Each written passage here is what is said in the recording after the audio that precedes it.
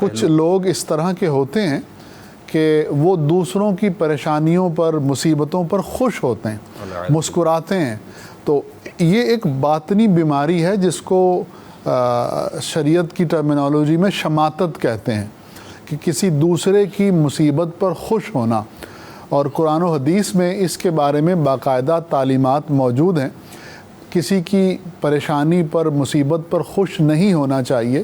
حضور صلی اللہ علیہ وسلم فرماتے ہیں کہ اگر تو اپنے کسی بھائی کو کسی مصیبت میں دیکھے تو اس پہ خوش نہ ہو، کیونکہ ہو سکتا ہے کہ اللہ اس پر رحم کرے اور تجھے اس پریشانی میں مبتلا کر دے.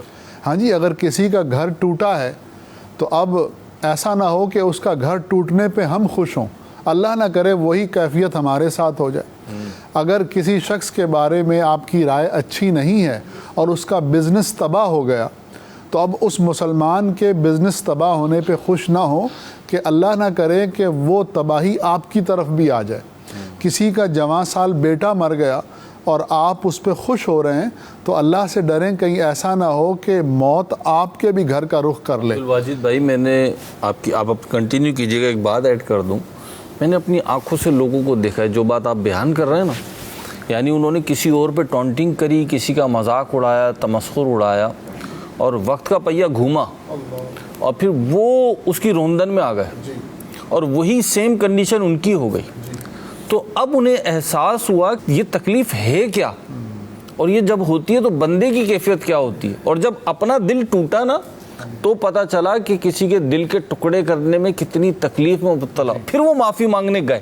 ایسے کئی واقعات اپنی سراؤنڈنگ میں دیکھنے کو مل جاتے ہیں اگر آنکھیں کھلی ہوں تو ایسے معاملے میں اللہ تعالیٰ کی خفیہ تدبیر سے بھی ڈرنا چاہیے کہ ہو سکتا ہے کہ یہ مصیبت جس شخص پر آئی ہے، یہ مصیبت اس کے درجات کو بلند کر دے، اس کو اللہ کے قریب کر دے، اس کو اللہ کی رضا کا مقام دے دے اور اس کو آخرت میں جنت دے دے.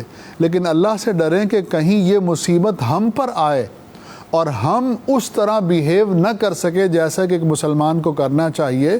تو یہ مصیبت اور آزمائش اگر ہم پر آئے تو اپنے کمزور ایمان کی وجہ سے اللہ نہ کرے کہ ہم اپنے ایمان سے ہی محروم ہو جائیں، اللہ کی تقدیر پر، اس کی ذات پر، اس کے افعال پر، اس کی حکمتوں پر اعتراض کرنا شروع کر دیں اور ایمان سے فارغ ہو جائیں. تو یہ شماتت ایک باطنی مرض ہے اور اللہ تعالی ہر مسلمان کو اس مرض سے محفوظ فرمائے. آمین آمین.